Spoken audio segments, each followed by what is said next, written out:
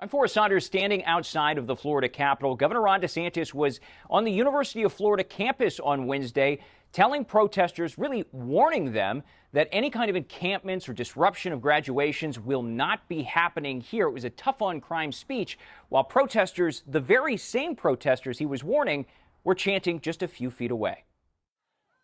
For yet another day, this group of pro-Palestine protesters at the University of Florida demanding the school divest ties to Israel as the war abroad continues. Disclose, divest, we will not stop, we will not rest. Their shouts loud enough you could hear them feet away during Governor Ron DeSantis' press conference, an event called in part to cheer the detention of some from that very group days earlier. This has kind of become a common occurrence. We don't do that here in the state of Florida, and so they did have an encampment, and it lasted about a few minutes. For more than a half hour, DeSantis and other state ed officials denounced how UCLA, Columbia, and other schools have dealt with similar protests, some resulting in the disruption of graduations as demonstrators occupied buildings and grounds. We're going to do it right. We're going to be focusing on academic rigor. We're going to be focusing on the pursuit of truth. We will not let the inmates run the asylum in the Sunshine State. But members of DeSantis' own party think more could be done. State lawmaker Rep. Randy Fine says Florida's anti-Semitism laws aren't being used to the fullest, and he helped craft them. And it's been a great source of disappointment to me.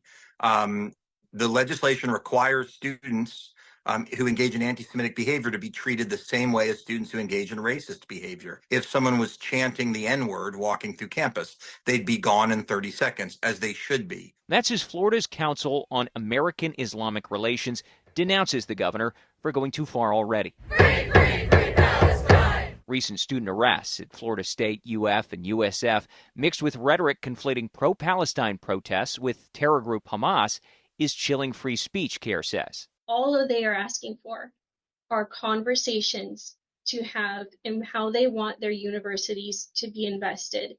And I feel they have a right to do that. The request, a non-starter for Florida's University Chancellor Ray Rodriguez. During the AM press conference, he said there would be no appeasement or divestment by schools. And later, Rodriguez dismissed concerns that Florida officials were chilling speech. You may have seen a very large crowd of students and outside campus agitators joining in to protest our very speech. None of them seem chilled, and that's my answer.